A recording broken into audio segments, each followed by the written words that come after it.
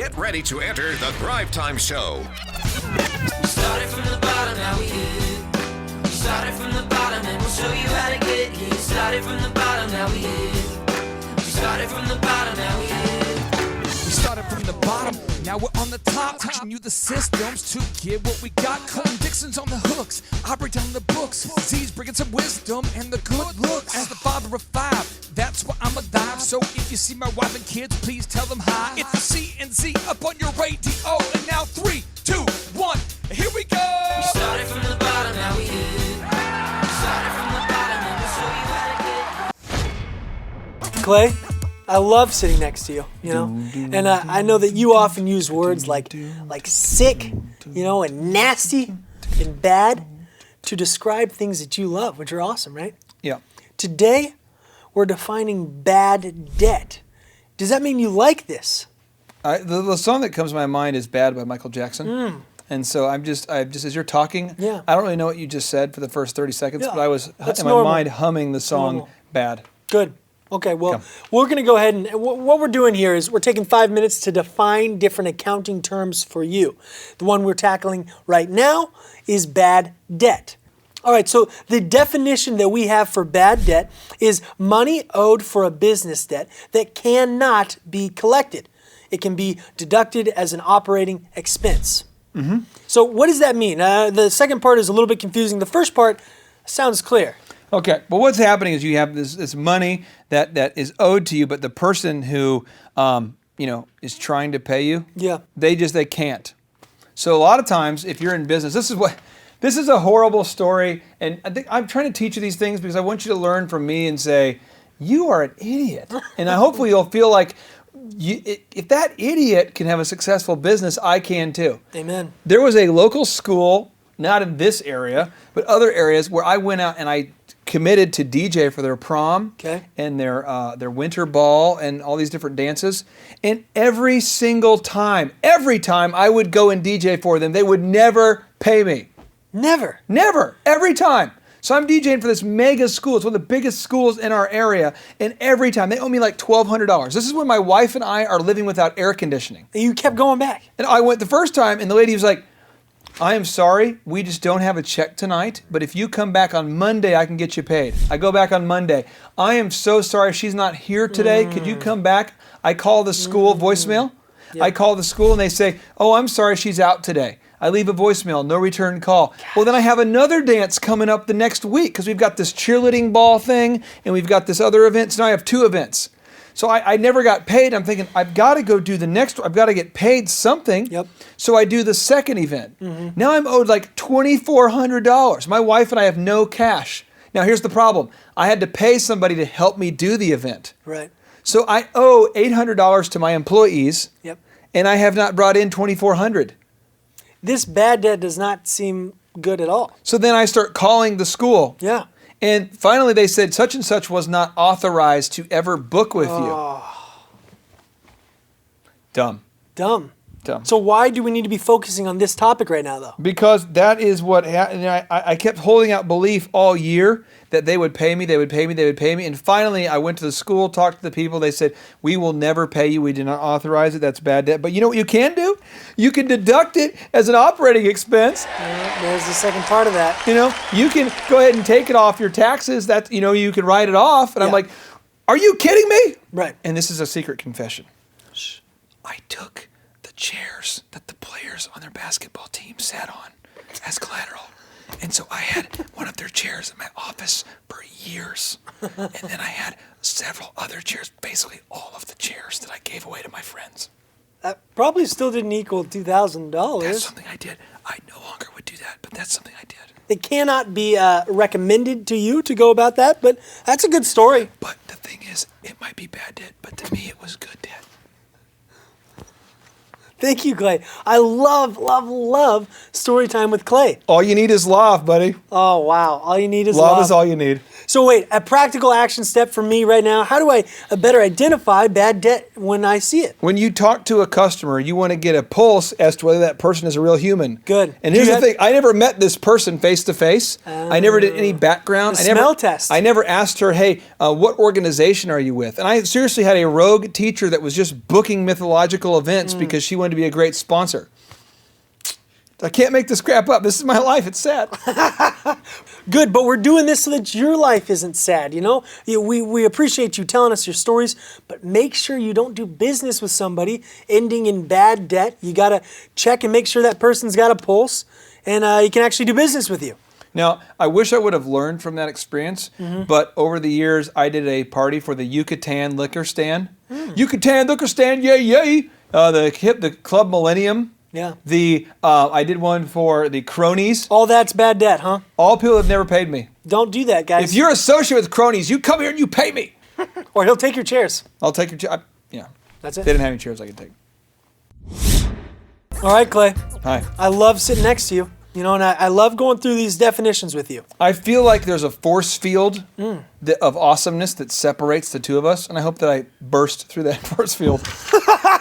Well, I don't want to ruin the force field. Let's just join force fields as we define the balance sheet. You always had to one-up me, and I'm not bitter. Move on. That's fine. All right, so what we're doing here, as you might have seen, we're taking definitions that you need to know and boiling them down in a fun, interesting, exciting way for you just in 5 minutes, okay? Yeah. And today's definition is the balance sheet, okay? Clay, why do we need to be spending time talking about the balance sheet? Again, if you are in a business, you're going to find at some point that someone's going to ask you, well, hey, can I see a balance sheet? Sure.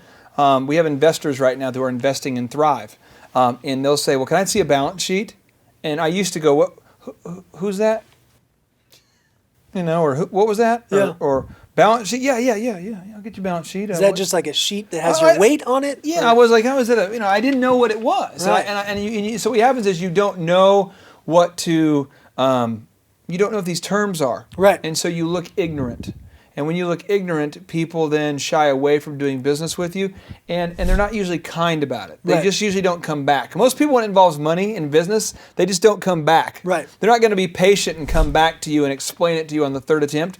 If you meet with a banker right now, if you're watching this and you've ever wanted to start a business, and you go to the bank and the banker says, hey, could I get a balance sheet? And you say, I don't know what that is. You're not going to get a loan. Right. But now we aren't, judging you here. We've created the search bar. If there are any terms you don't know, type them in. We're doing these to help you, okay? So let's define this real quick here. Balance sheet is a statement listing a business's assets, liabilities, and net worth or equity, or the difference between the value of the assets and the liabilities. Let's go ahead and just dive into each one of those words. Okay. Let's just break them down. Do it. Assets, that's stuff that you have of value. Good. Assets, that's stuff that you don't owe money on. It's stuff that you have of value. So an example of what is not an asset, but a lot of entrepreneurs call it an asset, right. Furniture in your house. You're not going to go sell that furniture for usually even 10 cents for what you paid for it. Right. Try putting an ad out there for a used bed.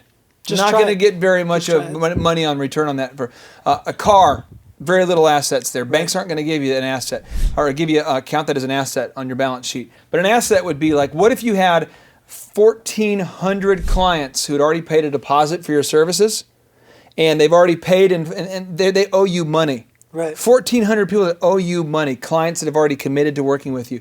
That is an asset. Okay. An asset would be like a house that's paid for. An asset would be like a tractor or a truck, that sort of thing. That's So what what an about asset is. liabilities then? Liability is stuff that you owe money on. Okay. Stuff that costs you money, stuff that you owe money on. So stuff that sucks money out of your account. Right. Expenses. These are things that are like, oh, by the way, you owe money on this every month. As an example, a phone bill. Every month you have to pay. That's a liability. That's a cable bill. Pay.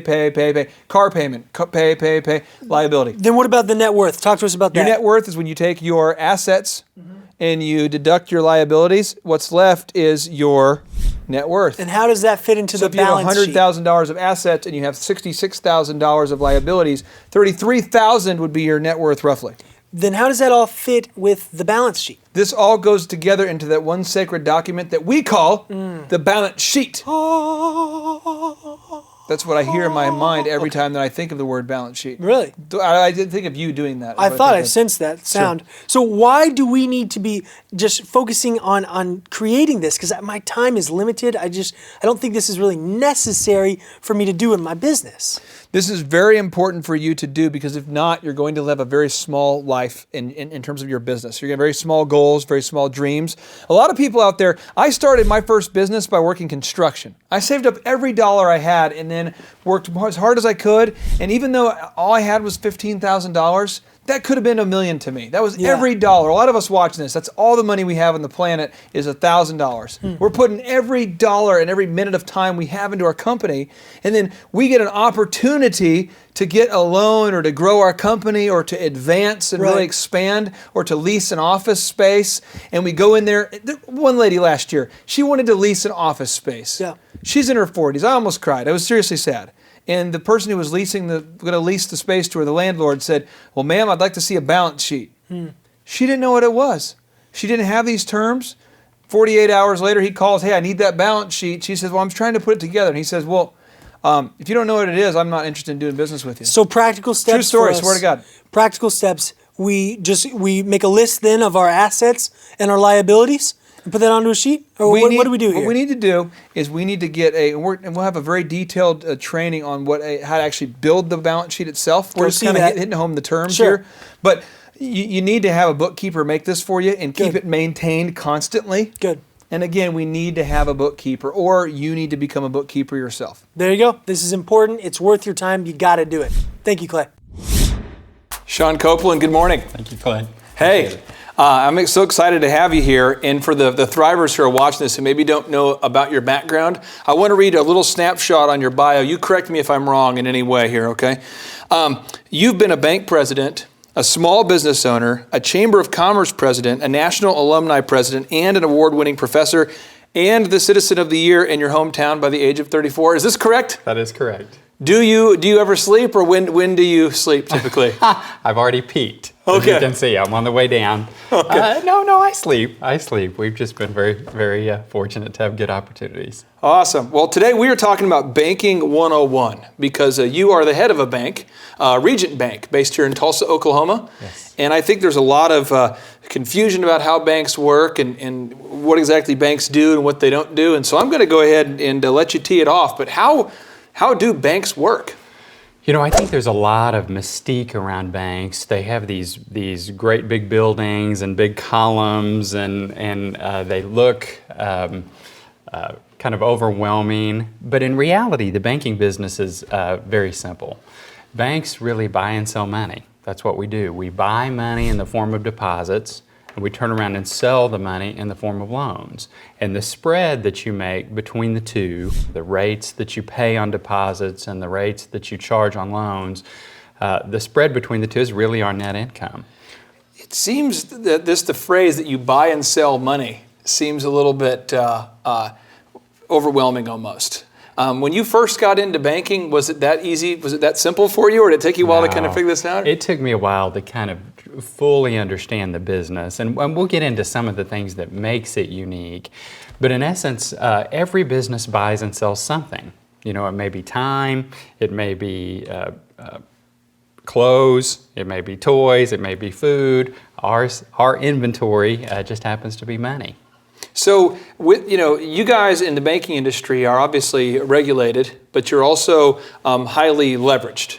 Could you maybe walk me through what that term, for maybe somebody watching this who's not super familiar with what the term leveraged means? What does the term leverage mean, and how is a bank highly leveraged? Leverage means that you basically have a small amount of your own money into a transaction. So when you come to borrow money at the bank typically says, we would like for you to put 20% down on whatever it is that you're doing. So if you're buying a business, if you're buying real estate, whatever the case may be, most of the time we're going to say we want you to put 20% down. And the reason is because we want you to have skin in the game. We want you to have equity in. The thought is that it lowers the risk of the loan if you put your own money in. Interestingly, the typical bank only has 8 to 10% of their own money in any given loan. So the way that it works is we have what is known as capital. Capital is kind of our cushion. It is the money that kind of keeps us from going under if we had losses. It would be kind of like your savings account, Okay. or liquid funds that you have available as your cushion.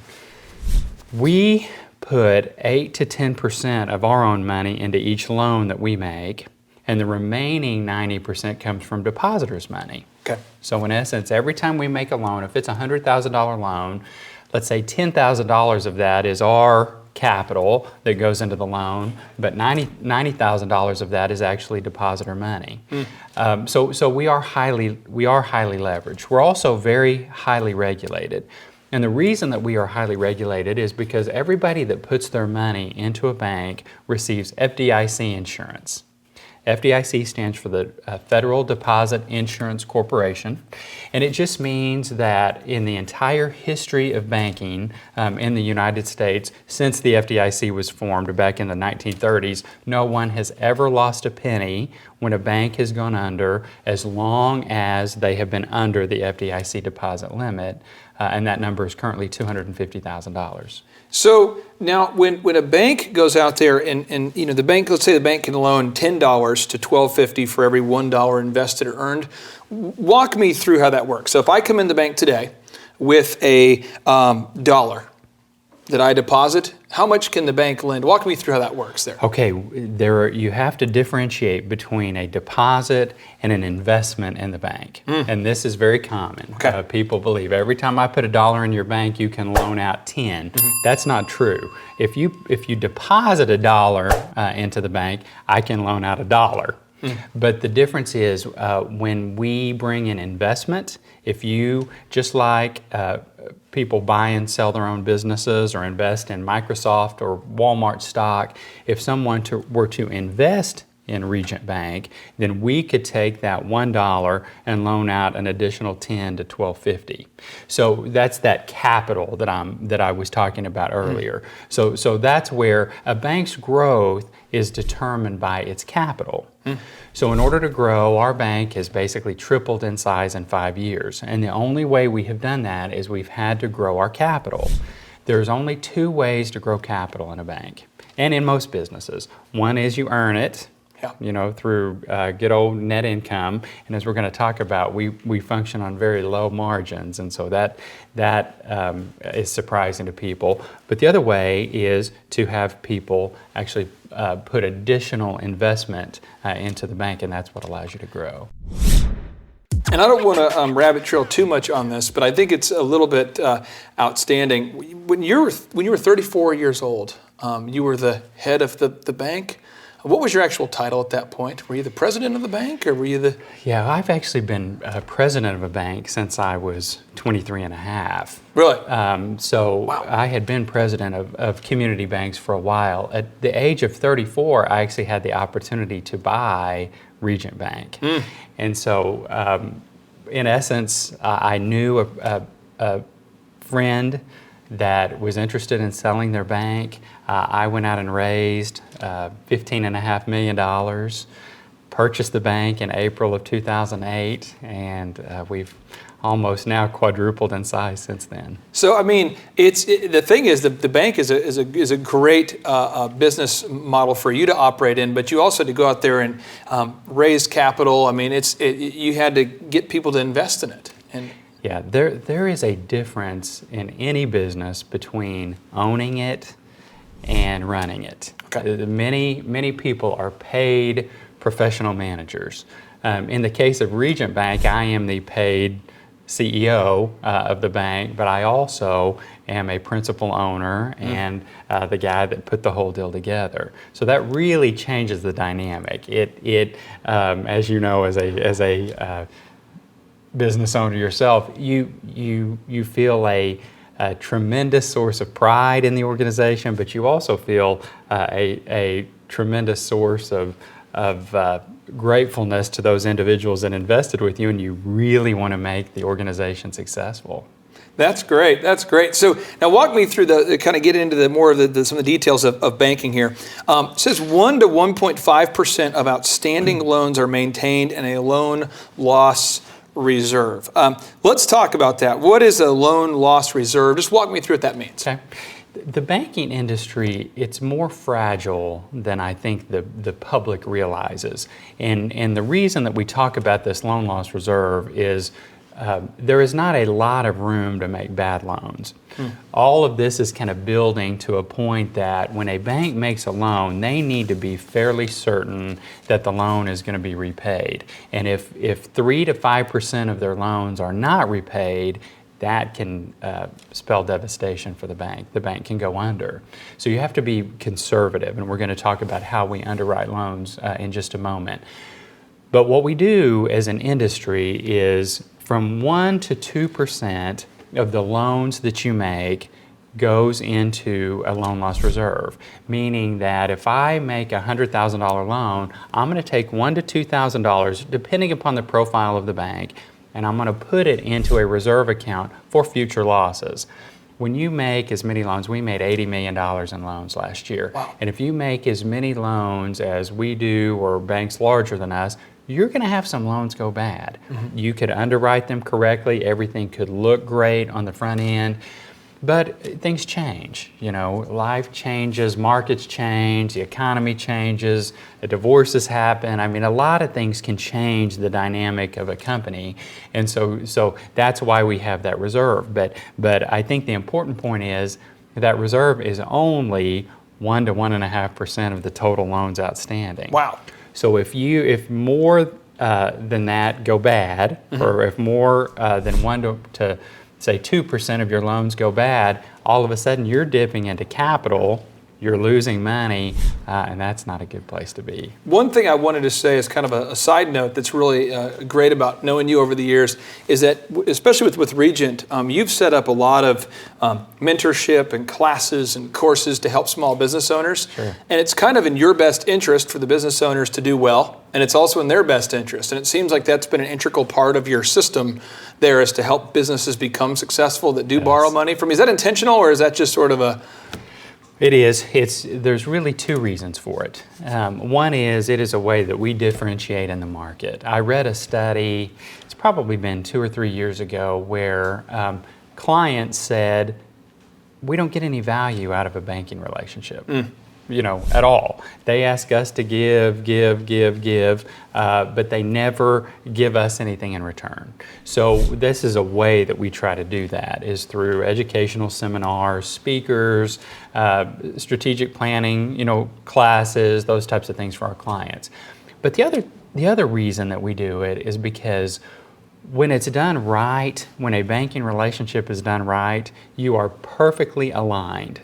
When your client is successful, you are more successful. When the client struggles, you have a greater chance of loss and struggling. So the more successful our clients are, the more successful the bank will be.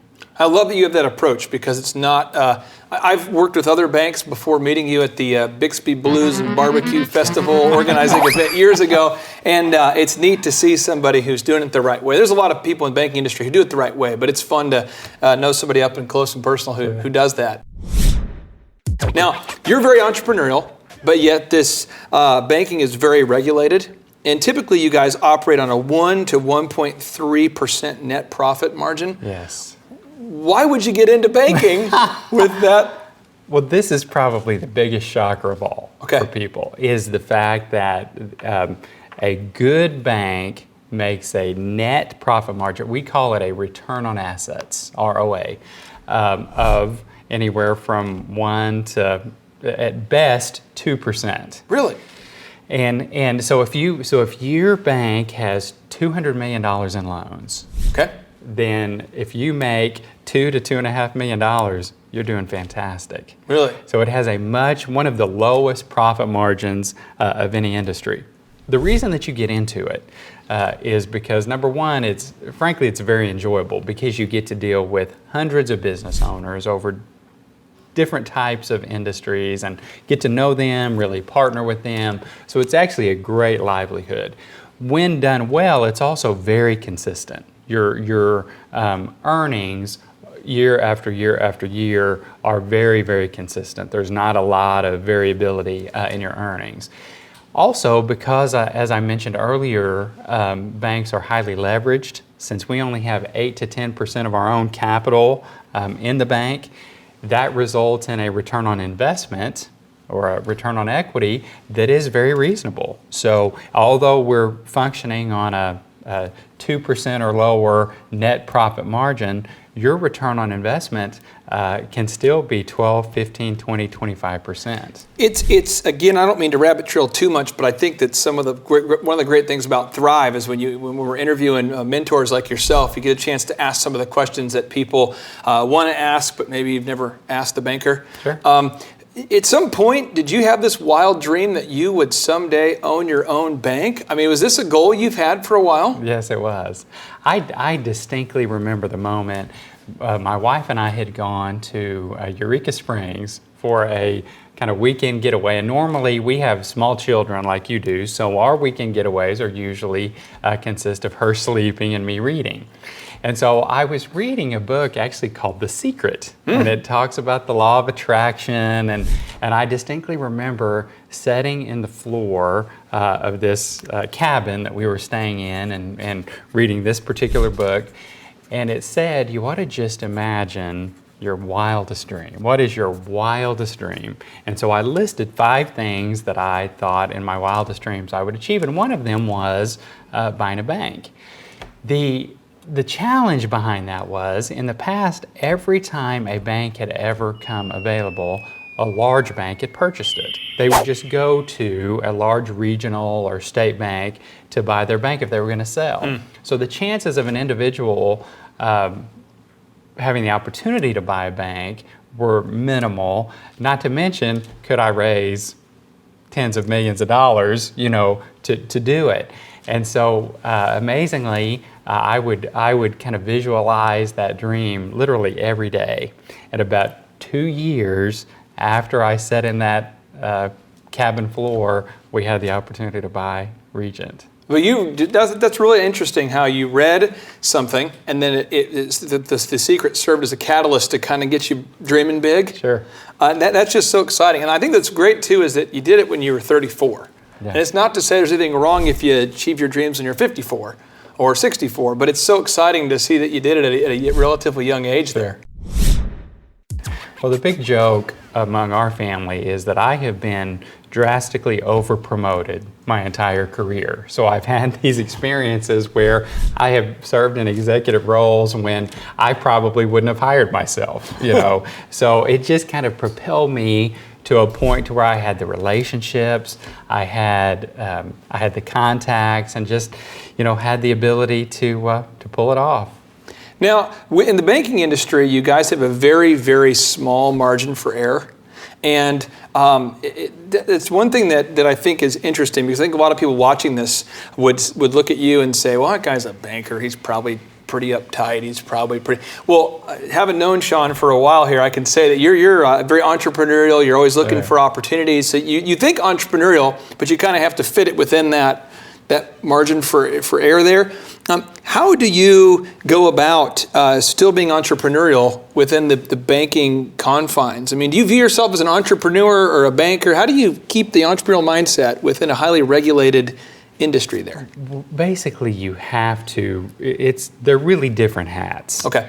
As you know, we own a number of different businesses and invest in a number of businesses, and I love strategy. I love marketing. Frankly, I love risk. I just love business. And my banking partners will remind me almost daily, if not hourly, that the risk that you can take in a business investment when you are earning 15, 20, 30, 40% is very different than the risk that you can take in a banking environment when A, you're highly regulated, but B, you're only earning 1 to 1.5%. So what that means is we are still very creative in nature. The way we market, the way we try to help our clients, frankly, the way that we try to underwrite credit, it is entrepreneurial in nature and creative in nature. But at the end of the day, you have to protect your shareholders. And so, when we look at a credit, we just have to keep in mind that our net margin on this credit is very small. So we just cannot take risk that is, inappropriate for that type of return. And you guys, again, just to clarify, a 3 to 5% loss can really put you guys in trouble. If you think about a charge-off is when you've made a loan to an individual, they are unable to pay that loan for whatever reason. And really one of the things I am proudest about is and most banks do this, we exhaust all possibilities to try to help them repay it. You go as far as you can to try to rehabilitate them, but sometimes the owner themselves would just kind of wave the white flag and say, I just can't make it. At that point in time, then you secure the collateral that you have, collateralizing the loan. It may be equipment, it may be real estate, it may be accounts receivable. You basically secure those, liquidate those, and whatever is left. Quick time out for the folks who maybe don't know what the word collateral means. When you say you secure the collateral, can you explain what that means? Yes. Collateral is basically an item of value that you pledge to, in this case, a financial institution, and you basically say, if I can't pay the loan, you can have this. Okay. Is in essence what collateral is. And so when a loan is unable to be repaid, the bank really has no choice but to go secure the collateral. We don't want to, there are all these movies about mean bankers who want to come take your collateral. We don't. That's the worst case scenario because we typically get 50 cents on the dollar whenever we secure the collateral. But we may have to go repossess the car or foreclose on the home, but we get that collateral back and then we sell it. And then whatever is remaining, so if the loan was $50,000, we sold the car for $30,000, that $20,000 difference is known as a charge-off. That is a hit to the bank. We take that number as a loss. And that goes against, if you have a loan loss reserve, it goes against the reserve. And if those charge-offs become greater than 3 to 5% of your loan portfolio, the bank could really be in trouble. Walk me through this scenario. Let's say you do a small business loan. So it's secured by the Small Business Administration. Typically, does the government guarantee that up to like 70% or 80%? 70 or 80%, yes. 70 or 80%. So let's just say hypothetically that I did a loan for $100,000 and I quit paying you. And so does the government come in and help secure the 70% of it? Yes, the way SBA stands for Small Business Administration, and many banks, when they are making loans to small businesses, they may not be able to justify making the loan as it stands, and so we will apply to the SBA for a government guarantee. And the SBA will look at it, and if they feel like it's a reasonable risk, they will say, okay, we'll take on up to 80% of the risk of this loan. And the way that it works is I think there is a misconception that if I happen to go under, if my business doesn't make it, the SBA will basically take the first 80% and then I work with the bank on the remaining 20%.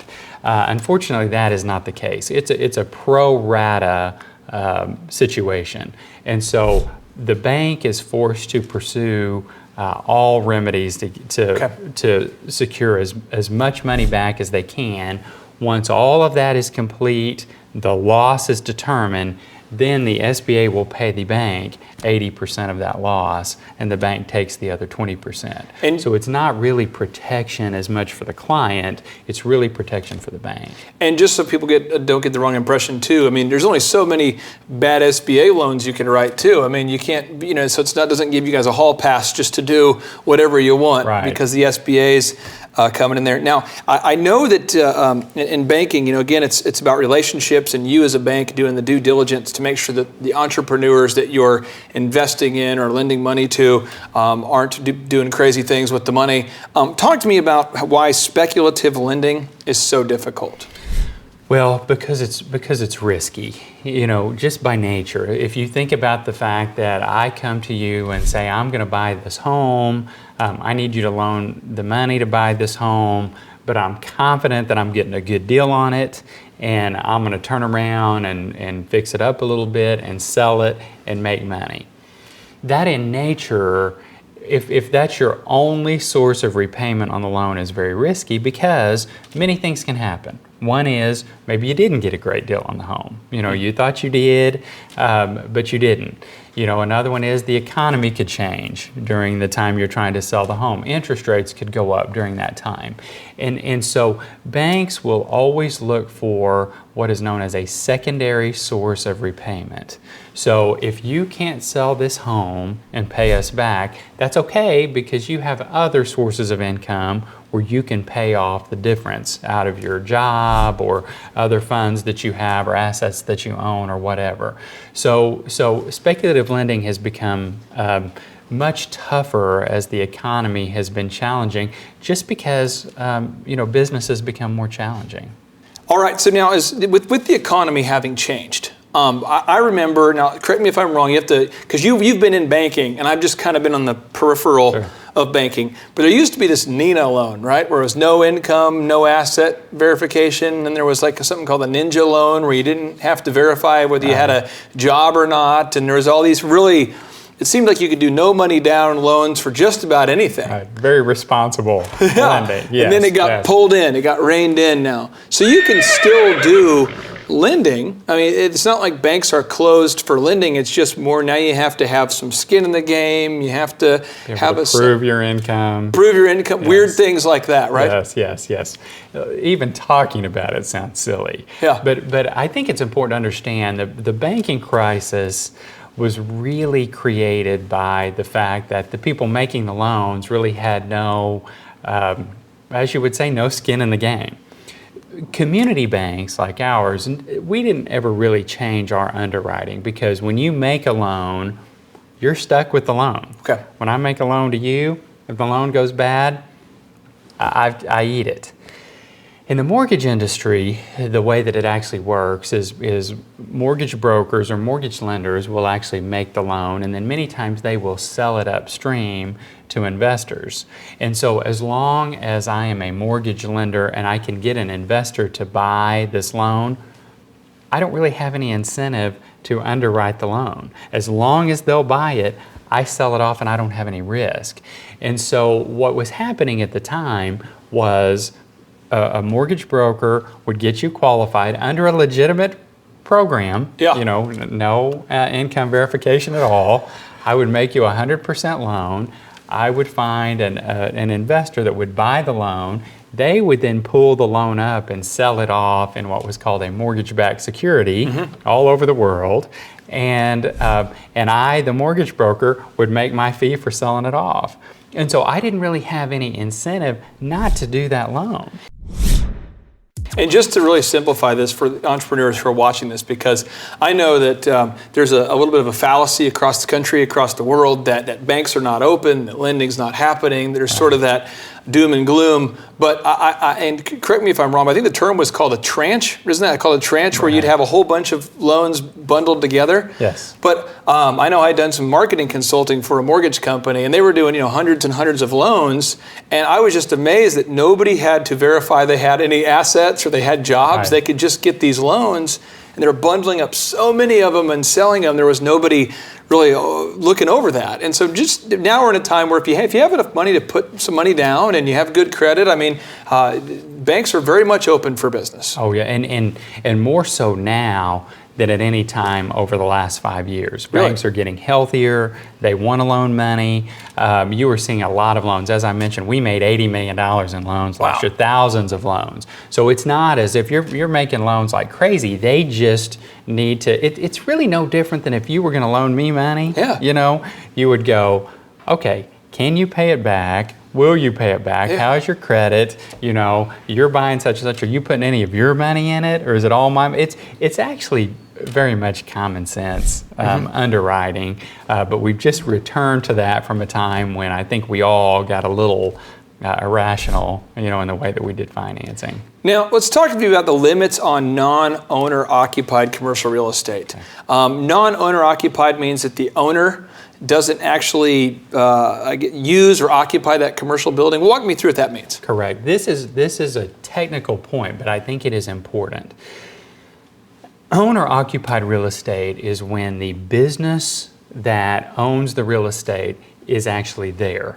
Okay. So your company, you own a building, you're in at least 51% of the space of that building. Okay. Non-owner occupied is many other types of real estate if you think about it. It's office buildings, retail strip centers, it's hotels, it's apartments. You know, there are many types of real estate where the person that owns it doesn't necessarily keep their business there. And if they do, they don't take 51% of it. So that is classified as a non-owner occupied commercial real estate property. The reason that is important is because banks are typically limited to loan 3 times their capital in this type of real estate. Okay. And the reason for that is the regulators looked back at, there were a number of hundreds of bank failures over the last 5 years. And they looked at these bank failures and said, okay, what do they have in common?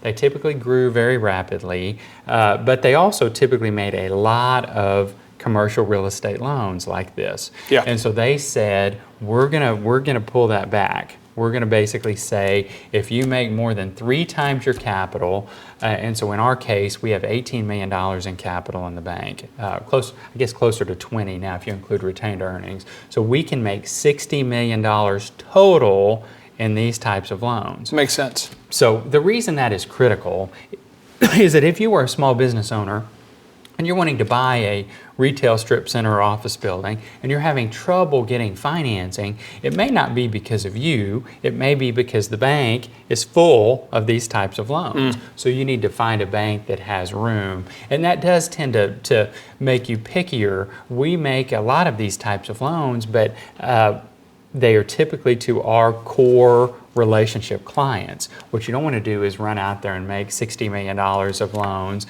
and then have one of your core clients that want to do a deal and you can't help them. And again, just going off a little bit off the beaten path here, but I want to ask you this. What is the main difference between a community bank and let's say like for the average person watching this maybe doesn't know the difference? You know, there's Bank of America, founded by A.P. Giannini, now this mega, bank all over the world, and then there is a community bank. What's the primary difference between a community bank and these large banks? Well, they all serve a need, and one is not good and one is not bad. It really boils down to who owns it and who they serve. So a community bank is typically locally owned, and so the advantage is they know the local economy. A lot of times, in our case, they know their clients, and so you can be a little more creative because you understand the situation. A mega bank or even a regional bank is typically publicly traded, and so their objectives are different. They're typically much larger, so a lot of times they will cater to more of a corporate client. We, as an example, are a business bank. We are not the car loan, home equity loan bank. That's not what we do here in Tulsa and in Oklahoma City. So I think that's the difference. I think a mega bank typically focuses more on corporate banking, and they will do small business banking, but it's normally a little bit more impersonal, where you're dealing with a centralized location. A community bank is typically right there in the community and deals with local businesses and individuals within that community. Sean, I appreciate you so much for giving us some knowledge on Banking 101. And if people want to learn more about you or about your bank, where can they go online to find some more information? Sure. Our website is bankregent.com, bankregent.com. Hey, I appreciate you again. Thank you so much. You're welcome. All right, JT, so hypothetically, in your mind, what is the purpose of having a business?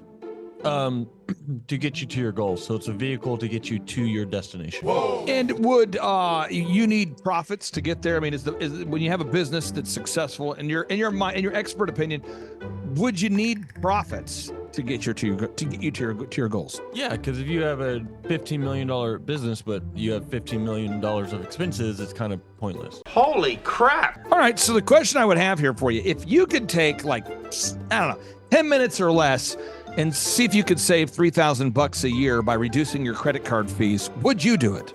Yes, absolutely. Holy crap! Why would somebody out there who's listening right now who has a sane mind, why would they not go to thrivetimeshow.com/credit-card, thrivetimeshow.com/credit-card to schedule a 10-minute consultation to see if they can reduce their credit card fees by at least $3,000 a year.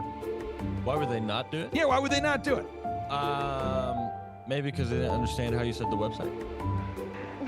This tree is a symbol of the spirit of the Griswold family Christmas. No, that's clear. Okay, so that could be true. So I would encourage everybody to check out thrivetimeshow.com/credit-card, thrivetimeshow.com/credit-card. What would be another reason why someone would not be willing to take 10 minutes to compare rates to see if they could save $3,000 or more on credit card fees? Maybe they think it is a waste of time and that it won't. It's not possible. There's somebody out there that's making more than $3,000 every 10 minutes, and they're like, nah, that's not worth my time. We getting there, right money. We getting there, right money. There's probably someone out there Okay. that would think that. Well, I'll just tell you, folks, if you're out there today and you're making less than $3,000 per 10 minutes, I would highly recommend that you go to thrivetimeshow.com/credit-card because you can compare rates, you can save money. And, the big goal, in my opinion, of building a business is to create time freedom and financial freedom. And in order to do that, you have to maximize your profits. Holy crap. Now, one way to maximize your profits is to increase your revenue. Another way to do it is to decrease your expenses. It's a profit deal. It takes the pressure off. JT, is there any other reason why somebody would not be willing to take 10 minutes to compare rates to see if they could save a total of $3,000 a year on average? I am at a loss and I cannot think of any other. Shampoo is better. I go on first and clean the hair. Conditioner is better. I leave the hair silky and smooth. Oh, really, fool? Really? Stop looking at me, Swan. Well, let me tell you a good story here real quick here. I actually, years ago, compared rates with this company here. It's called IPS. It's Integrated Payment Services. And I scheduled a consultation. I don't know that I was skeptical. I just thought, whatever, I'll take 10 minutes. I'll compare rates. I can't tell. You can tell me I'm a doctor. No, I mean, I'm just not sure. Or can't you take a guess? Well, not for another 2 hours. You can't take a guess for another 2 hours? And in my particular case, I save over $20,000 a year. Holy crap. Wow. Which is, like groceries when my wife goes to the organic stores. Find everything you need today? Yeah. Great. Okay. Oh, God. No. Everything okay, ma'am? It's just that you've only scanned a few items and it's already $60. I'm so scared. Okay, I'm a trained professional, ma'am. I've scanned a lot of groceries. I need you to stay with me. It's just that my in-laws are in town and they want a charcuterie board. Well, this isn't gonna be easy, so I need you to be brave, all right? What's your name? Patricia. Trisha, all right. I need you to take a deep breath. We're about to do the cheese. That's the difference between eating organic and not organic. So because my wife eats organic, I had to take the 10 minutes needed to compare rates to save the $20,000 a year on credit card fees just for one of my companies. One question. What's the brand name of the clock? The brand name of the clock, Rod. Do we have it? Name of the clock. It's an elegant from Ridgeway. It's from Ridgeway. Let's buy Buy the clock. and sell the fireplace. So I encourage everybody out there, go to thrivetimeshow.com/credit-card. You schedule a free consultation, request information. A member of our team will call you. They'll schedule a free consultation. It should take you 10 minutes or less. And they're going to compare rates and see if they can't save you more than $3,000 a year off of your credit card processing. You were hoping what? I wouldn't owe you money at the end of the No, day. you don't owe us money. Because at the end of the day, the goal of a business is to create time freedom and financial freedom. In order to do that, you need to create additional profits.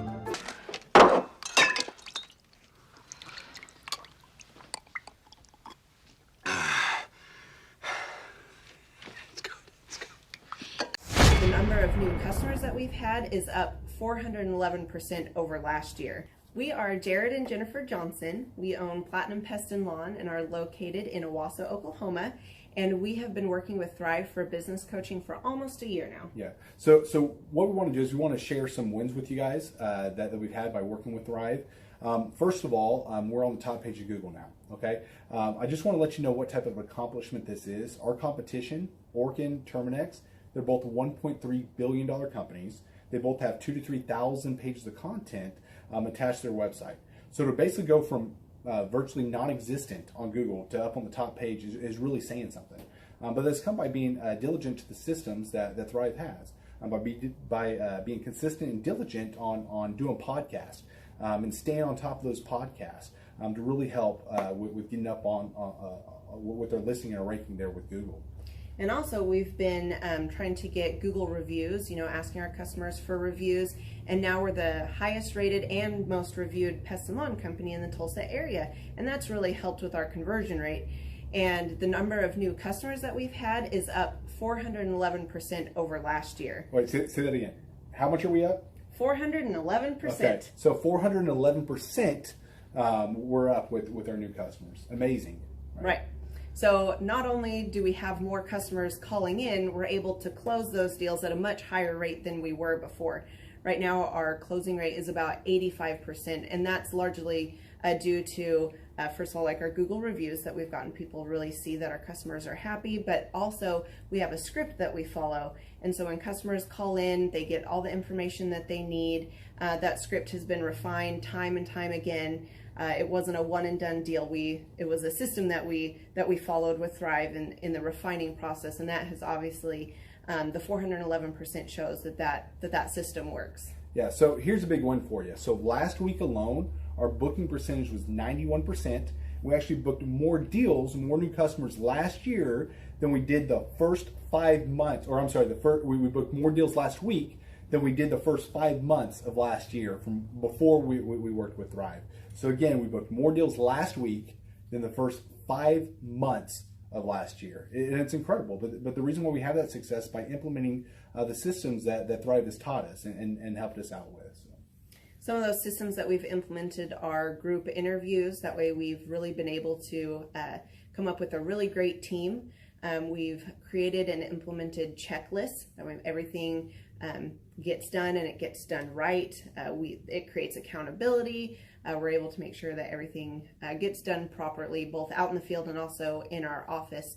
And also doing the podcast, like Jared had mentioned, that has really, really contributed to our success. But that, like I said, the diligence and consistency in doing those and that system has really, really been a big blessing in our lives.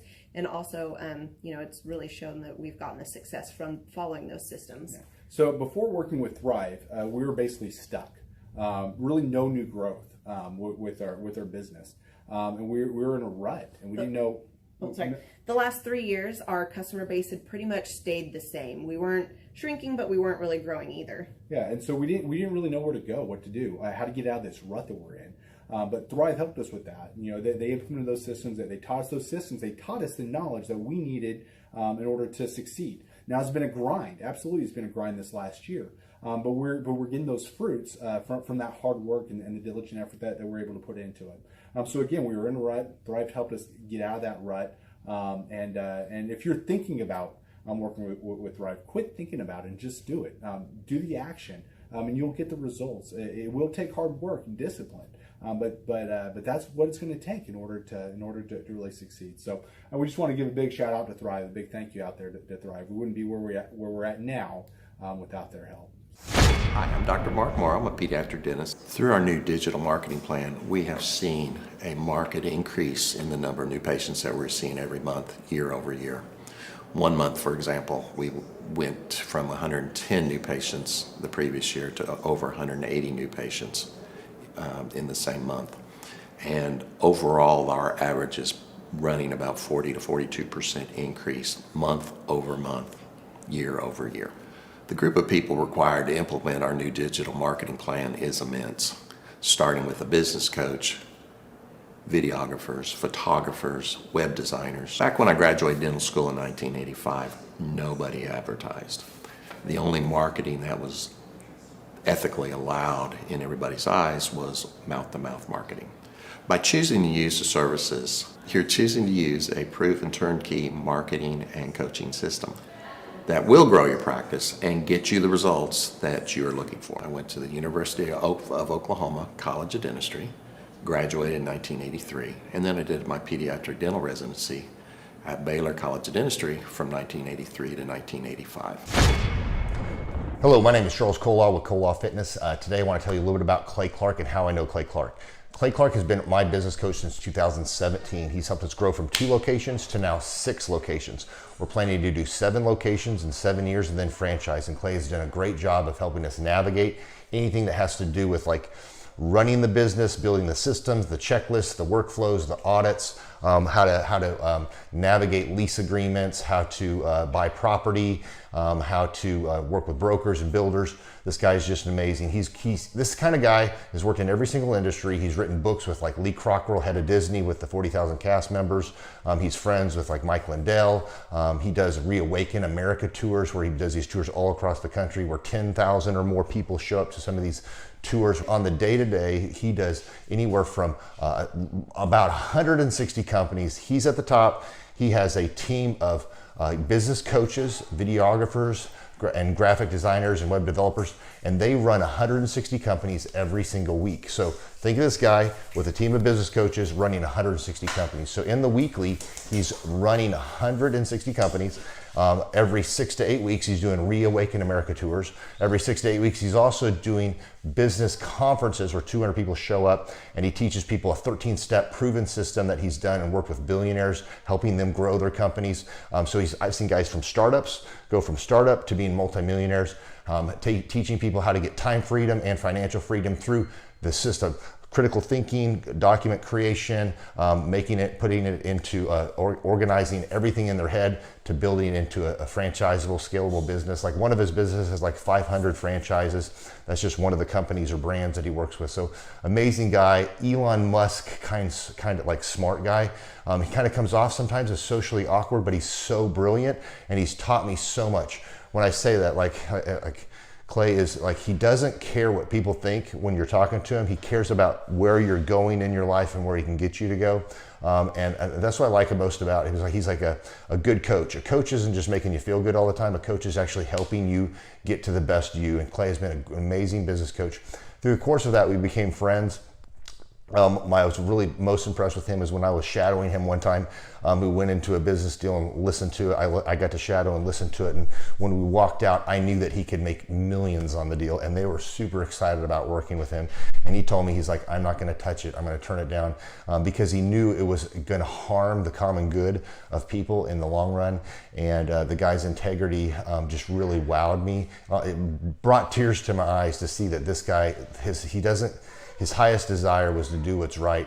And anyways, just an amazing man. So anyways, impacted me a lot. He's helped navigate anytime I've got nervous or worried about how to run the company or, navigating competition and an economy that's like, I remember we got closed down for 3 months. He helped us navigate on how to stay open, how to get back open, how to just survive through all the COVID shutdowns, lockdowns.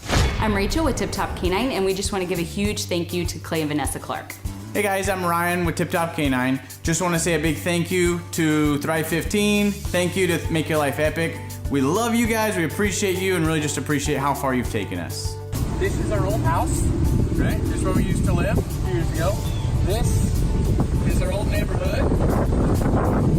See, it's nice, right? So this is my old van and our old school marketing, and this is our old team. And by team, I mean it's me and another guy. This is our new house with our new neighborhood. This is our new van with our new marketing, and this is our new team. We went from 4 to 14, and I took this beautiful photo.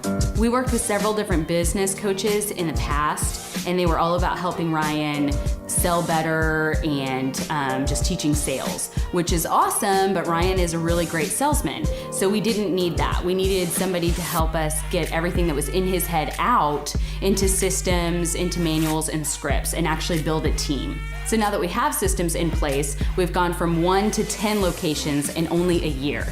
In October 2016, we grossed 13 grand for the whole month. Right now it's 2018, the month of October. It's only the 22nd. We've already grossed a little over 50 grand for the whole month, and we still have time to go. We're just thankful for you, thankful for Thrive and your mentorship, and we're really thankful that you guys have helped us to grow a business that we run now instead of the business running us. Just thank you times 1,000. The Thrivetime Show, 2-day interactive business workshops, are the highest and most reviewed business workshops on the planet. You can learn the proven 13-point business systems that Dr. Zellner and I have used over and over to start and grow successful companies. I mean, we get into the specific steps on what you need to do to optimize your website. We're going to teach you how to fix your conversion rate. We're going to teach you how to do a social media marketing campaign that works. How do you raise capital? How do you get a small business loan? We teach you everything you need to know here during a 2-day, 15-hour workshop. It's all here for you. You work every day in your business, but for 2 days you can escape and work on your business and build these proven systems so now you can have a successful company that will produce both the time freedom and the financial freedom that you deserve. You're going to leave energized, motivated, but you're also going to leave empowered. The reason why I've built these workshops is because as an entrepreneur, I always wish that I had this. And because there wasn't anything like this, I would go to these motivational seminars, no money down, real estate, Ponzi scheme, get motivated seminars, and they would never teach me anything. It was like you went there and you paid for the big chocolate Easter bunny, but inside of it, it was a hollow nothingness. And I wanted the knowledge, and they're like, oh, but we'll teach you the knowledge after our next workshop. And the great thing is we have nothing to upsell. At every workshop, we teach you what you need to know. There's no one in the back of the room trying to sell you some next big get-rich-quick, walk-on-hot coals product. It's literally, we teach you the brass tacks, the specific stuff that you need to know to learn how to start and grow a business. And I encourage you to not believe what I'm saying, and I want you to Google the Z66 auto auction. I want you to Google elephant in the room. Look at Robert Zellner and Associates. Look them up and say, are they successful because they're geniuses, or are they successful because they have a proven system? When you do that research, you will discover that the same systems that we use in our own business can be used in your business. Come to Tulsa, book a ticket, and I guarantee you it's going to be the best business workshop ever, and we'll even give you your money back if you don't love it. We've built this facility for you, and we're excited to see you. If we go back 8 years ago, think about the number of clients you had back then versus the number of clients you have now. As a percentage, what has been the growth over the past 8 years, do you think? We got to inspire somebody out there who just doesn't have the time to listen to their calls. Okay, so Clay, it's like I would go up and down from about $10,000 a month up to about $40,000, but it's up and down roller coaster. And so now we've got it to where we're in excess of 100 clients. That's awesome. And so I would have anywhere from 5 clients to 20 clients on my own with networking, but I had no control over it. I didn't, without the systems, you're going to be victimized by your own business. For somebody out there who struggles with math, if you, let's say that your average number of clients was 30 and you go to 100, as a percentage, what is that? I have doubled every year since working with you. So I've doubled in clients, I've doubled in revenue every year. It's 100% growth every year I've worked with. Now, so I'm looking, we've been good friends 7-8 years, and I've got doubled 5 times.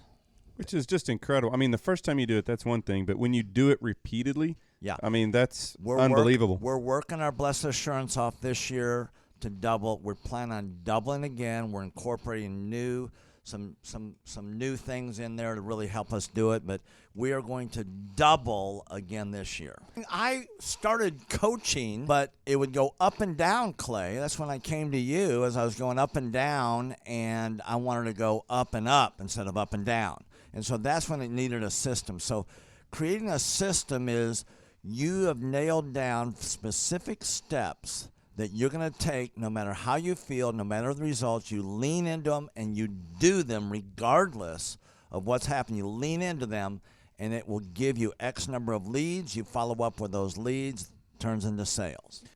Well, I tell you, it's if you don't have a script and you don't have a system, then every day is a whole new creation. You're creating a lot of energy just to figure out what are you going to do. Right. And the best executives, Peter Drucker is a father of modern management. He said the most effective executives make one decision a year. What you do is you make a decision, what is your system, and then you work like the dickens to make sure you follow that system.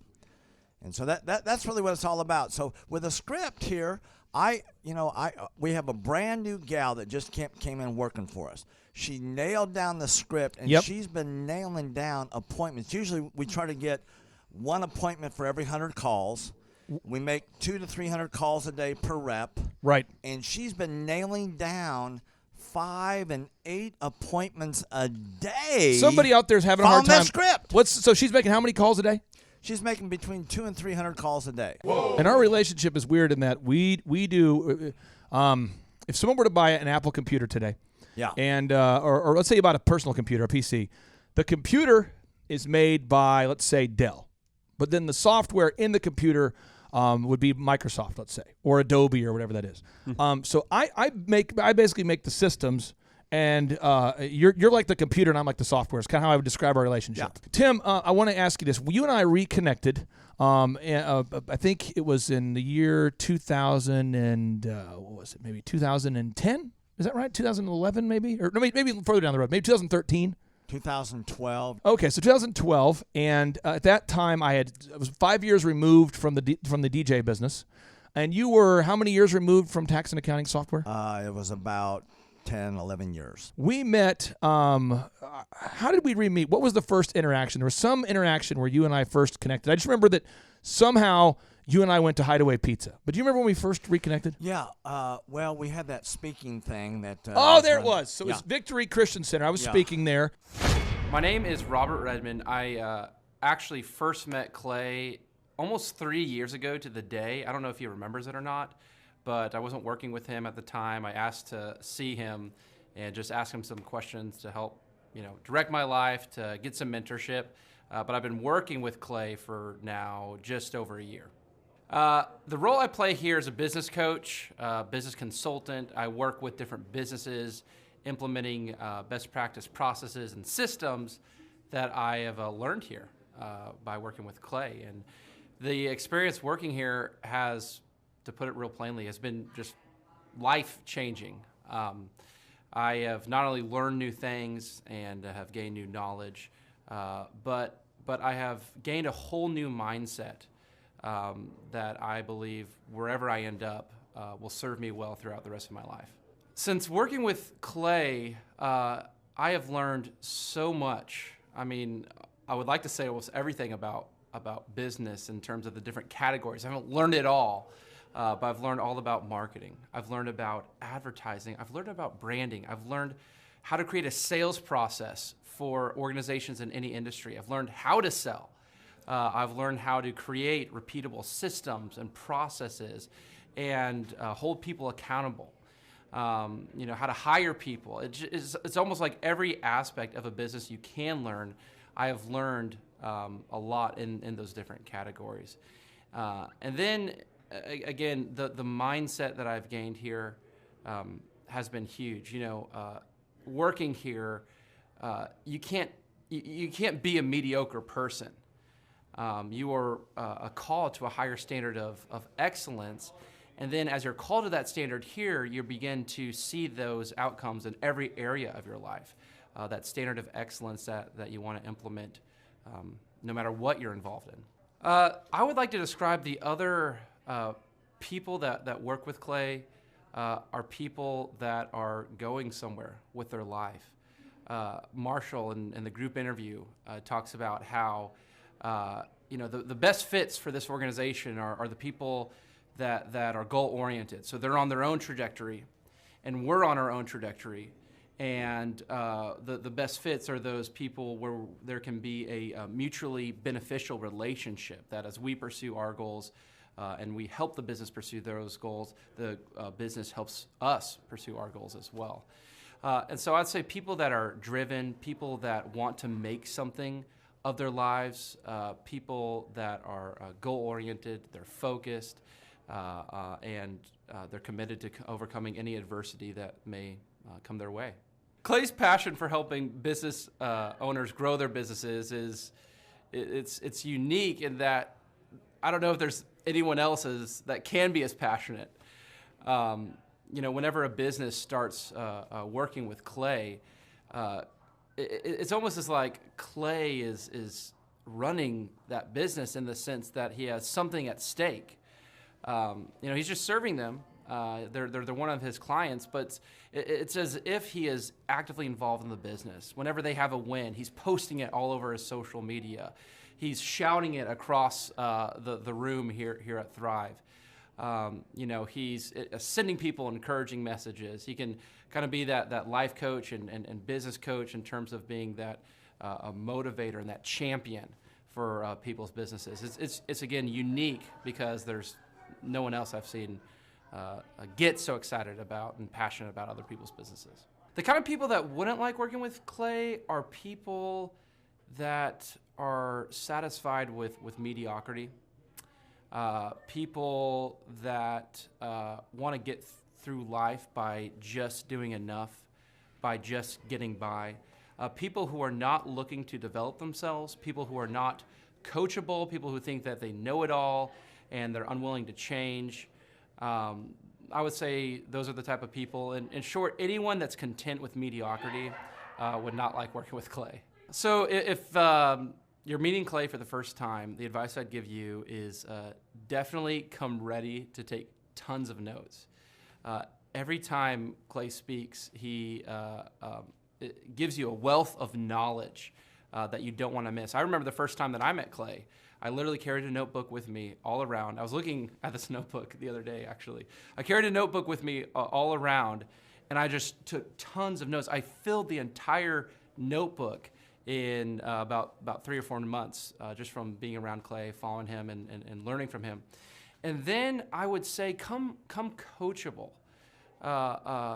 Be open to learning something new. Be open to challenging yourself. Be open to learning and adjusting parts about you that need to be adjusted.